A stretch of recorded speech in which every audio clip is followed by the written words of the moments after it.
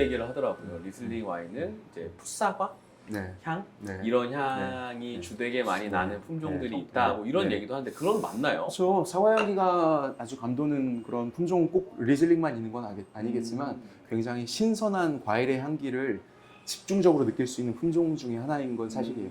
하지만 그게 그 숙성 방식이나 연도에 따라서 그리고 열매가 얼마나 익었냐에 따라서는 때로는 그게 풋사과처럼 느껴지기도 하고 때로는 굉장히 잘 익은 사과의 꼭다리 같은 데서 집중되어 있는 그런 열매의 농익은 느낌이 날 때도 있고 그래도 그런 사과 뉘앙스는 뭐 흔히들 많이 표현하는 방식이죠. 와인도 사실 우리가 와인을 향기를 즐기면서 대화와 함께 지금처럼 즐기는 것도 와인을 즐기는 순간이지만 때에 따라서는 우리가 또 알코올이 필요해서 즐길 때도 있기 때문에 와인과 함께하는 술 문화는 꼭 이런 식으로 가야 된다라고 그렇게 저는 주장하고 싶지는 않아요. 그럼에도 불구하고 리슬링이란 세상에 그 많은 품종 중에 세상에 수천 가지의 포도 품종이 있다고 해요.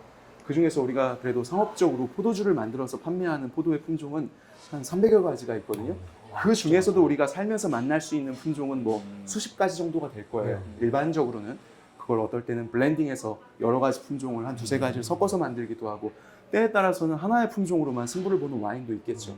리슬링이라는 포도 품종으로는 대체로 일부 안 그런 것도 있긴 합니다만 하나의 품종으로만 와인을 만들어요. 그리고 거기다가 이 열매의 고유의 향기 자체를 너무 높게 평가하니까 거기에 어떤 잡스러운 향기가 들어가는 것. 잡스럽다는 얘기는 또 다른 경우에는 다른 와인에서는 굉장히 고급의 향기일 수 있으니까 제가 리슬링의 세계에서는 어쨌든 예를 들어 다른 향기가 인위적으로 여기 들어가는 걸 굉장히 조심스러워요. 그러다 보니까 오크 숙성도 굉장히 소극적으로 합니다. 오크 터치를 강하게 가는 곳도 있고 은은하게 가는 경우도 있고 일부러 강조하는 경우도 있잖아요. 포도 품종에 따라서나 지역에 따라서는. 리즐링의 경우는 어떻게든 그 오크 향기가 이 열매에 손상을 주지 않게끔 하기 위해서 전통의 방식으로 오크 숙성을 한다 하더라도 오크 통 자체를 굉장히 큰 걸 써요. 그러면 면적이 닿는 면적이 훨씬 더 적어지니까 더욱더 영향을 덜 줄 것이고 그리고 새로 만든 오크에 만드는 경우는 굉장히 드물어요. 아주 여러 해를 써서 힘이 많이 빠져서 오크의 터치가 여기에 강하게 가지 않는 것들.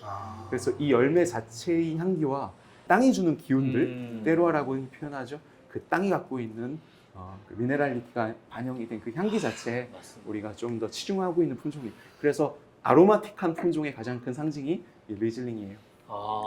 계속 여성분들이 굉장히 좋아하실 것 같은데. 형님이 계속 표정이 너무 심취해서 지금 딱 봤을 때 형 지금 독일이야. 나 지금 너무 좋아. 지금 자꾸 먼 산 봐. 뭐 있어 저기? 근데 이게 다른 품종의 화이트 와인의 향을 맡아도 이 화이트 와인이 주는 기본적인 향이 있잖아요. 그런 베이스는 비슷하게 느껴지는데 말씀을 듣고 나서 그래서 그런지 몰라도 좀 더 향이 향긋하고 더 퍼지는 느낌이 있는 것 같아요. 난 굉장히 그 향이 풍부하다고 해야 되나?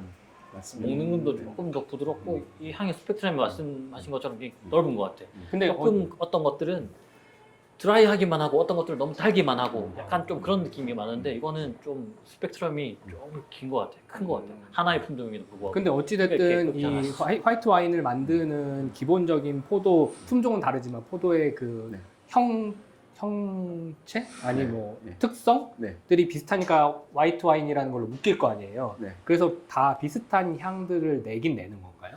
많이 다르죠. 품종의 수도 많은 만큼 각 지역의 기후와 자연을 반영하는 그런 열매의 특징도 다르지만 유전자적으로 그 품종의 특징들이 굉장히 또 달라요.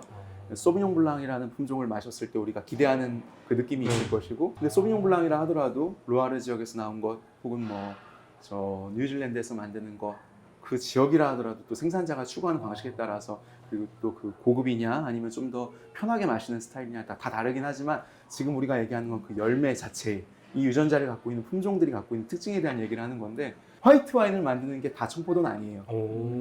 적포도로도 화이트 와인을 만들 수 있어요. 어떻게? 색깔이 다르잖아. 껍질을 빼고 한쪽 안을 해서 정제를 하면 되지. 그렇죠. 정리를 하면 너무 깊게 들어갈 필요는 없으니까 적포도로도 화이트 와인을 만들 수 있습니다만 어쨌든 청포도로는 적포도를 만들 수가 없겠죠. 그러네. 빨간색 아예 있으니까. 청포도로는 뭐 오렌지 빛깔이 나는 와인 정도는 만들 수 있어도 청포도주는 만들 수는 없어요.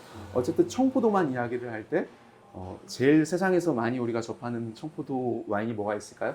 제일 유명한 게 한 세네 개만 얘기를 하자면 뭐 아까 말한 늘 소비뇽 소비뇽 블랑. 소비뇽 블랑, 그다음에 화이트 와인의 여왕, 청포도의 여왕이 하나 있죠. 그 샤도네이 아니면 맞아요. 샤도네이가 있죠. 어, 그리고 리슬링. 맞아요.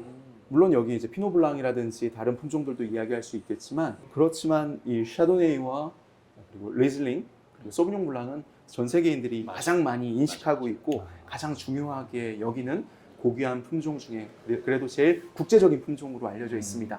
그런데도 리슬링의 그 재배 면적이 워낙 좁고 그걸 심어서 포도주로 만들 수 있는 그 기후 조건이 매우 까다롭기 때문에 샤도네이라든지 소비뇽 블랑보다는 더 많은 지역에 심어져 있지는 않아요. 맞아요. 이게 바로 리슬링을 우리가 조금 낯설게 여기는 이유가 아닐까 하는 생각이 들기도 그런 합니다. 유통량이 맞아요, 적을 맞아요. 수밖에 없네. 맞아. 그래서 리즐링 많이 안 먹어봤던 것 같아.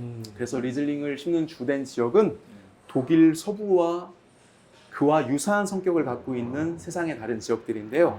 독일과 제일 가까이 있는 나라들이 그렇겠죠. 일단 독일 서부 그리고 남쪽이지만 독일과 붙어있는 프랑스의 알자스 지역. 예전엔 거기가 독일과 프랑스의 여러 번에 걸친 영토의 분쟁이 있었던 주거니 받거니 하면서 6번 이상 나라가 바뀌었던 지역이거든요. 그러니까 거기도 굉장히 많은 부분에서 독일 문화가 남아있는 곳이고 이것도 되게 중요한 리즐링의 재배 지역이고요.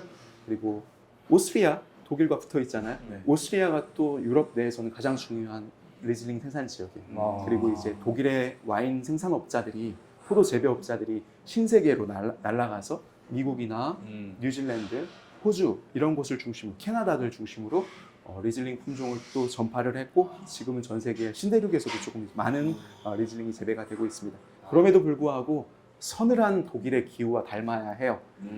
세상에는 굉장히 남국의 열기를 담아 뜨거운 따뜻한. 태양 아래 멋진 포도주를 만드는 문화도 있지만 그럼에도 불구하고 조금 서늘한 기후를 바탕으로 큰 일교차를 기반으로 해서 그게 있을 때 이 섬세한 발향이 나오는 그런 열매도 있거든요.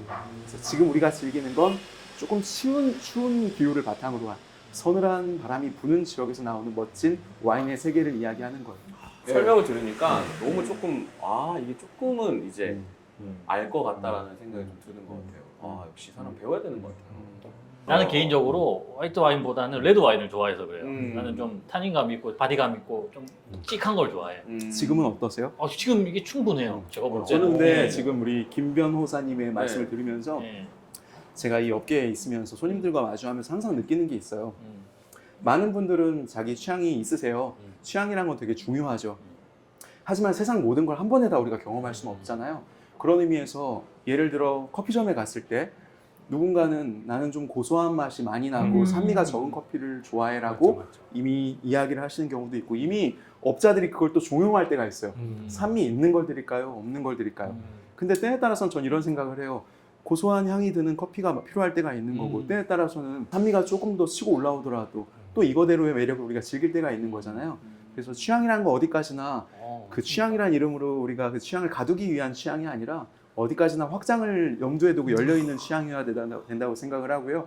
즉 화이트 와인을 좋아하는 사람이 레드 와인을 안 좋아한다고 생각할 필요가 없고 레드 와인을 좋아하는 사람이 화이트 와인을 안 좋아할 필요는 없다고 생각해요. 제가 기존에 마셨던 게 레드 화이트 와인이 너무 그냥 달거나 한 모금 마시고 난 다음에 네. 2모금, 3모금은 못 마시겠는 거예요. 네네. 그런 느낌이 강했던 네네. 그런 것들이 있어서 오히려 레드 와인을 조금 선호했던 것이 네. 아닐까. 네. 이런 정도의 화이트 와인이면 2명에서 5병 먹겠는데. 제가 이쯤에서 진짜로. 다른 와인을 하나를 비교해서 한번 네. 보여드리고 싶어요. 방금 아. 말씀하신 알코올의 당도에 대한 이야기, 알코올 도수에 대한 이야기까지 또 네. 내가 갖고 있는 그 취향이라는 게 있다는 아. 말씀을 또 우리가 한 거잖아요. 한번 이번 와인에 대해서만큼은 내가 갖고 있던 평소에 단맛에 대한 나의 혹은 불호 취향. 혹은 알코올 도수에 대한 나는 낮은 알코올 수는 뭐 관심 없어 이런 걸 한 번만 살짝 내려놓으시고 제가 그냥 지금 따라드리는 온전히. 와인을 한번 경험해 보시겠어요? 알겠습니다.